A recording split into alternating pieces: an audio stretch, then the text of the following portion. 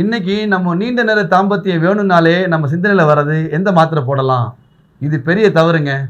அடுத்தது 60 வயசு ஆயிடுச்சு அப்படின்னா நமக்கு இன்னைக்கு இனிமேல் தாம்பத்தியமே கிடையாதுன்னு இன்னைக்கு முடிவு எடுத்துடுறோம். இது ரொம்ப தவறான கருத்து. மூணாவது செய்கிற பெரிய தப்பு என்ன அப்படின்னா, இன்னைக்கு தாம்பத்தியத்தில் நான் மட்டும் சந்தோஷம் அடைஞ்சா போதும், ஒரு ஆணாக இருக்கக்கூடிய நான் மட்டும் சந்தோஷம் அடைஞ்சா போதும், என் மனைவியை பற்றி நான் கவலைப்படுறதே கிடையாது, அவங்களோட சந்தோஷத்தை பற்றி அவங்களோட திருப்தியை பற்றி அவருக்கு ஒரு முக்கியத்துவம் கொடுக்குறதே இல்லை. இதெல்லாம் என்ன ஆகுது, பெண்களுக்கு முழு சந்தோஷம் கிடைக்காததுனால அவங்களுக்கு தாம்பத்தியத்தில் வெறுப்பு ஏற்படுது. அடுத்து குழந்தை கொடுக்கக்கூடிய அளவுக்கு நம்மள்கிட்டையும் அந்த தாம்பத்தியத்தில் ஒரு முழு சக்தி கிடைக்க மாட்டேங்குது. இதெல்லாம் ஏற்படுறதுக்கு முக்கியமான காரணம் இன்றைய காலகட்டத்துடைய இந்த உணவு முறைகள் தான். இந்த உணவு முறைகளை நம்ம சரி பண்ணிட்டோம் அப்படின்னா நம்முடைய பழைய காலத்தை நம்ம மூதாதையர்கள் எந்த சக்தியை தாம்பத்தியத்தில் அடைஞ்சாங்களோ அதே சக்தி நம்மளால் அடைய முடியும். பார்த்தீங்கன்னா இன்றைக்கி ஒரு 40 வருஷமாக நம்ம எடுக்கக்கூடிய உணவுகள் எல்லாமே பார்த்தா நாக்குடைய ருசியை பார்த்து எடுக்கிறோம். எது டேஸ்ட்டாக இருக்குது